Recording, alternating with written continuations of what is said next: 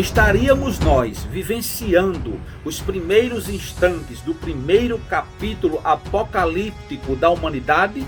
Quando falo sobre primeiro capítulo, não estou fazendo referência ao capítulo 1 do livro do Apocalipse, e sim as profecias que apontam para o fim de todas as coisas.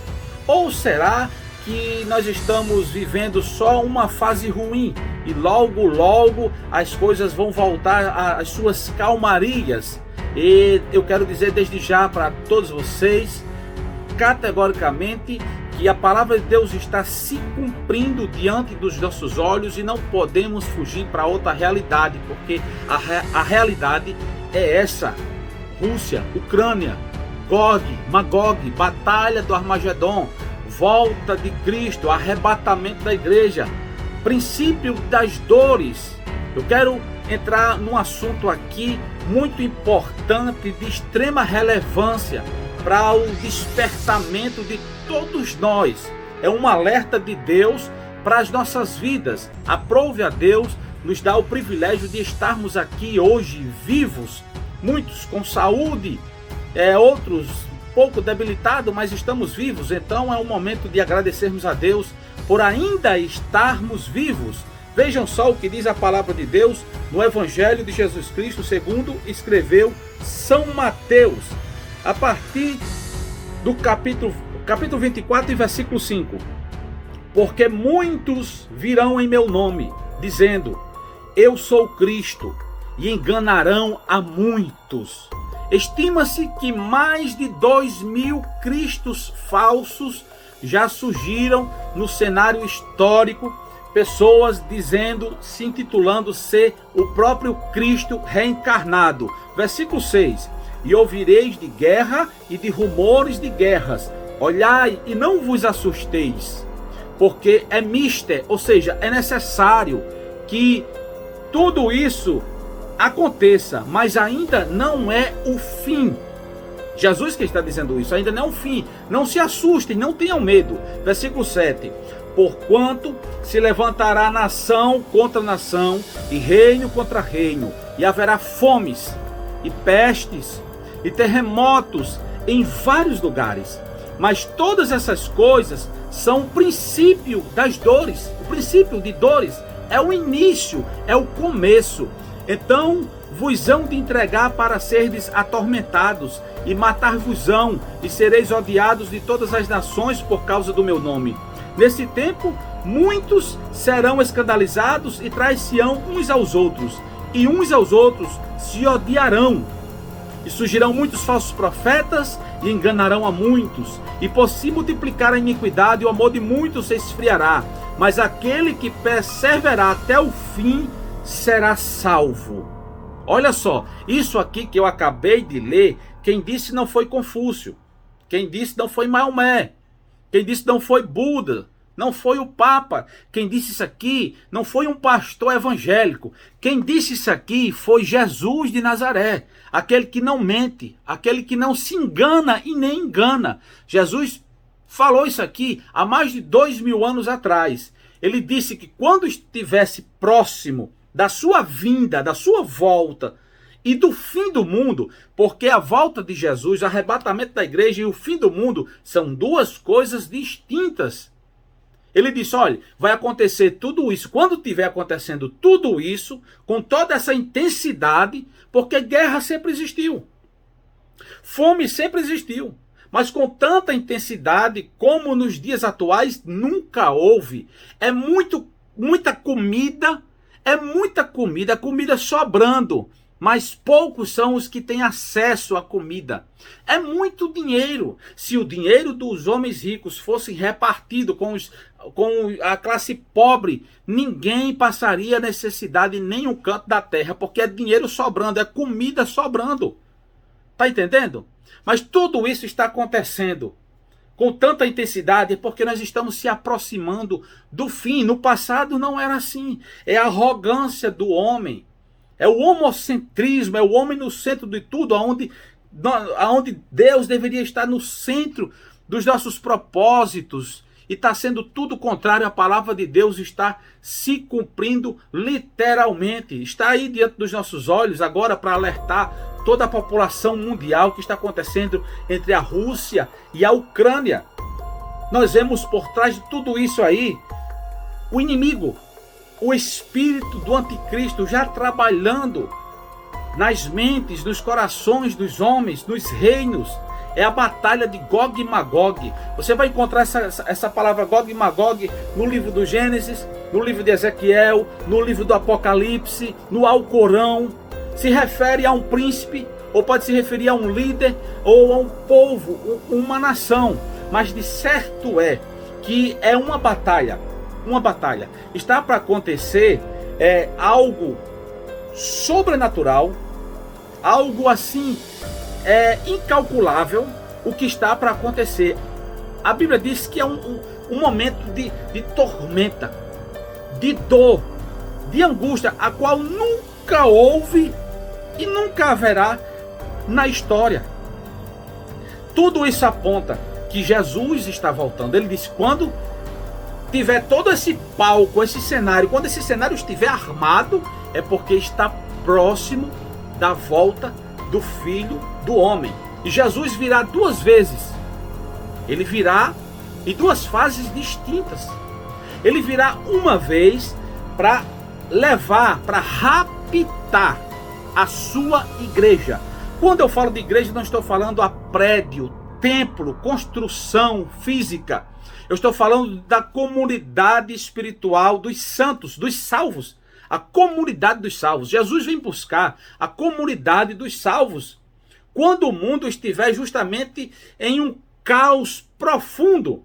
Então, segundo a palavra de Deus, nós, a igreja, não passará por esse processo chamado de grande tribulação, um período de 7 anos, antes que a terceira guerra mundial aconteça. Antes, segundo a palavra de Deus, nós seremos arrebatados. Isso aqui é para quem crê. É motivo de crítica e de zombaria, pode zombar, pode criticar, mas a mensagem é essa, há mais de 2000 anos atrás, que Jesus voltará. O apóstolo São Paulo, escrevendo aos Tessalonicenses, ele disse assim: os mortos ressuscitarão primeiro. Depois nós, os que ficarmos vivos, seremos arrebatados para se encontrar com o Senhor nos ares. Essa primeira fase da volta de Jesus vai ser uma fase assim, invisível, que as pessoas não vão perceber. Vão estar 2 dormindo na cama, um sobe e um fica. Vão estar 2 no campo trabalhando, um sobe e um fica. Vão estar 2 moendo, um sobe e outro fica. São os exemplos que a Bíblia nos mostra. Que nem todo mundo vai subir. Existem 2 caminhos, um largo e um estreito. O largo, muitos hão de passar por ele. O estreito é difícil, é espinhoso. Mas dá para chegar lá. Basta aceitar Jesus como Salvador, se arrepender dos pecados e procurar fazer aquilo que a palavra de Deus nos manda. Não é que você vá cumprir a Bíblia 100%, porque é impossível. Mas é você reconhecer que Jesus é teu Salvador. E quando você errar, você se arrepende, pede perdão. A salvação é para todos. Jesus vem buscar não é a placa da igreja, é a comunidade dos santos, dos salvos, dos remidos. Então, quando Jesus voltar e arrebatar os santos de todos os... A palavra santo significa separado do mundo. Não quer dizer que fulano diz assim, fulano só quer ser santo. A palavra santo que significa separado do mundo. Não do mundo físico, geográfico, mas do mundo do sistema de pecado e de iniquidade. Quando você se abstém, quando você se afasta das coisas erradas, mesmo errando, mas sempre se afastando, porque você não quer errar. Então você pode se enquadrar no rótulo, na galeria dos santos, porque você está fugindo do mal. Então quando Jesus vier e arrebatar os santos, não é a Assembleia de Deus, não é a Igreja de Cristo, Igreja Mundial, não enfim, nenhuma denominação, são a comunidade dos santos. Aí vai haver aqui uma catástrofe geral na terra, gente. Porque os noticiários, os âncoras dos telejornais vão dizer: acaba de desaparecer da terra misteriosamente centenas e milhares de pessoas. E chegam agora aqui os dados atualizados, que são milhões. É no Brasil, na França, na Inglaterra, na China, no Japão, em todas as partes do mundo, em todos os continentes, desapareceram repentinamente muitos cristãos. E aí o que vai acontecer? Um avião que está sendo pilotado por um piloto salvo, ele vai ser arrebatado e aquele avião vai cair desgovernado. O piloto de carro que está, o motorista de ônibus que está pilotando aquele ônibus, se ele for salvo em Cristo Jesus, ele vai ser arrebatado e aquele ônibus vai se chocar desgovernado. E assim vocês estão entendendo o que é que eu quero passar. As crianças vão serem arrebatadas, sabe? Crianças que estão no ventre de sua mãe. Isso aqui parece uma loucura. Mas as crianças que estão aqui de 9 meses, de 8 meses, de 5 meses, enfim, elas vão ser arrebatadas. As mães com as barrigas grandes assim, prestes a dar ao filho, de repente sua barriga vai esvaziar. Por quê? Porque foram arrebatadas. Parece loucura, e a Bíblia diz que para aqueles que perecem, isso aqui é loucura, mas para nós que acreditamos na salvação, é o poder de Deus sendo manifestado aos homens. O Evangelho é loucura. Mas deixe nós caminharmos nessa loucura, porque tudo que a Bíblia diz se cumpre. As pessoas costumam dizer que é loucura, mas no tempo de Noé, as pessoas já diziam que o velho estava ficando louco. Mas veio o dilúvio e varreu da face da terra todos os homens, com exceção da sua família, sabe? Então, tudo isso que está acontecendo são princípios, é a palavra de Deus se cumprindo. Quando Jesus arrebatar os santos, nós arrebatados, os santos arrebatados, entraremos no céu. Entraremos no céu, participaremos das bodas do Cordeiro. Ali uma mesa gigante, onde o próprio Jesus vai nos servir. Nós vamos participar da ceia do Senhor. E ali ele vai nos servir do alimento espiritual, do fruto da árvore da vida, do maná escondido. Ali nós contemplaremos as maravilhas de Deus. Participaremos também do tribunal de Cristo, o tribunal compensatório, não condenatório como do juízo final. É um tribunal compensatório, onde os salvos irão receber prêmios pelas suas obras. A Bíblia diz que a salvação não é pelas obras para que ninguém se glorie, mas é pela graça. Mas ali, o tribunal de Cristo é pelas obras. Os prêmios, a premiação, a recompensa pelas obras. Quando você deu de comer a quem tem fome, quando você deu de beber a quem tem sede, quando você vestiu a quem estava nu, quando você ajudou o necessitado, quando você intercedeu por alguém que estava precisando urgentemente de ajuda. Por tudo isso, nós vamos receber os prêmios, o galardão. Enquanto isso aqui na terra, está tudo se arregimentando para a batalha final. O anticristo já tem surgido no cenário. Assim que a igreja sobe, o anticristo se apresenta. É um homem religioso, um homem intelectual, um homem da paz. E ele vai ser eleito para governar o sistema. O governo, o poder estará centralizado em um só homem. Toda a religião vai estar centralizada em um só homem. Toda a economia, todo o sistema voltado para o governo de um só homem. E a Bíblia diz que esse homem será o anticristo. É um ser humano que nasceu normalmente, naturalmente, e com o passar do tempo, ele foi se distanciando. É anticristo. Anticristo. É contra Cristo, contra o sistema, contra o Evangelho, contra Deus. Com o passar do tempo, ele foi ficando endemoniado. O demônio foi se apoderando dele, foi trabalhando em sua mente. Sabe? Um ser humano possesso de demônio. E ele, muito inteligente, ele vai conseguir unificar os reinos, as nações. Enquanto o mundo estará em pleno caos, ele vai trazer a paz. Ele é aquele cavalo lá dos 4 cavalos do Apocalipse, cavalo branco, o amarelo, o preto e o vermelho. Ele é o cavaleiro do cavalo amarelo, que representa a falsa paz. Então as pessoas vão endeusar o anticristo, porque ele vai acabar com a fome, ele vai acabar com a guerra. Vai acabar com a guerra. Ele vai trazer saúde. Ele vai criar medicamentos, se possível até vai curar até doenças incuráveis, como o câncer, como a AIDS. A Bíblia não diz isso, é eu que estou dizendo, uma suposição minha. Mas ele vai ter poder. Existirá um poder entre o anticristo, falso profeta, o dragão, a besta. Haverá um poder para curar os enfermos. Pessoas com chagas mortais irão ser curadas por essa força maligna. Deus vai proporcionar, vai delegar essa autoridade, esse poder para eles fazer esse tipo de coisa. E eles vão ser endeusados. E o sonho dele, o desejo dele, é colocar o seu trono, o seu reino em Jerusalém, em Israel. Nesse momento, quase todas as nações do mundo estarão do seu lado, compactuando com seus projetos, com suas ideias, com sua forma de governo. Mas Israel não. Israel estará contra. Alguns países com Israel estarão juntos com Israel também, dizendo não ao sistema do anticristo. Mas tem aquele ditado que a maioria ganha, mas nem sempre é assim, nem sempre a maioria ganha. Porque no final dos 3 anos e meio, aí o anticristo ele vai se revelar quem ele é realmente. Nessa época vai ser desatado os 7 selos de Deus. Os anjos irão tocar as 7 trombetas. As 7 taças da ira de Deus vão ser derramadas na terra.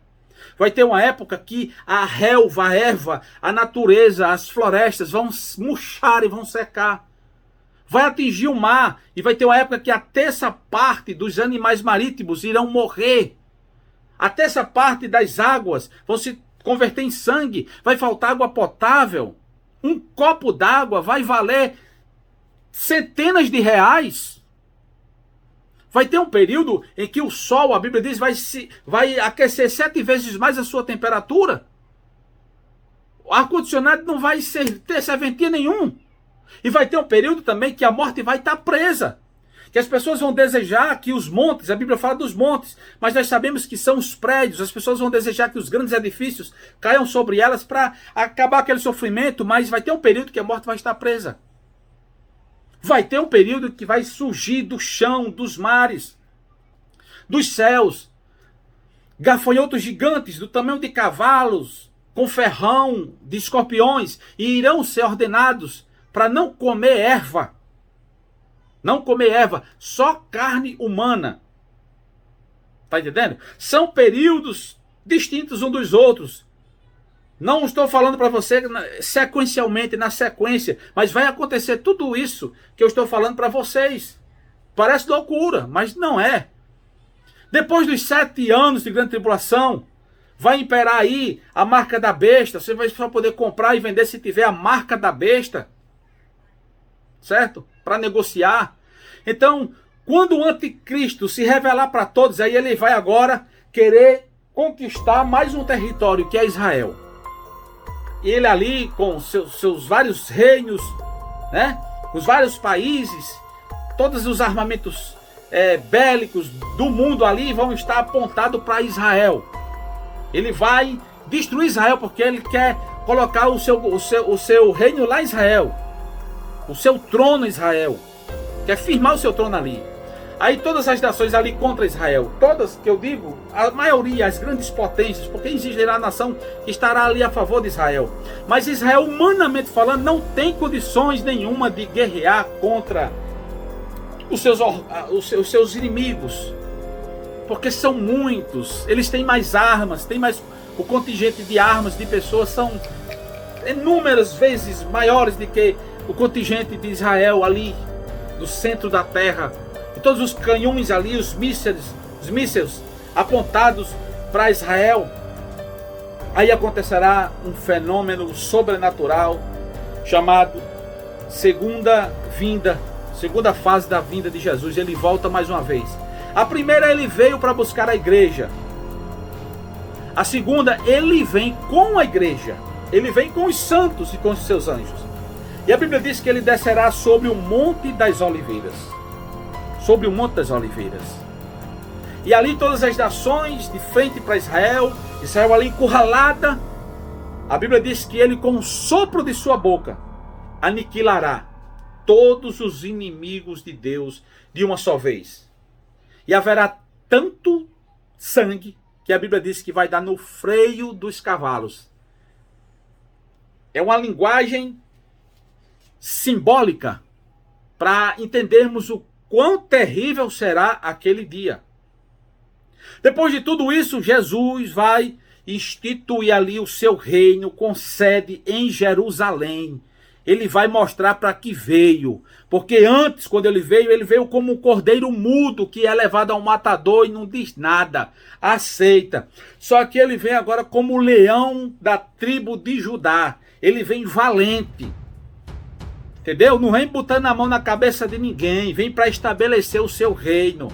E a Bíblia diz que descerá do céu uma nova Jerusalém, uma cidade espiritual, com os muros de ouro e de cristal, com a praça, com árvores, portões com muitas pedras preciosas.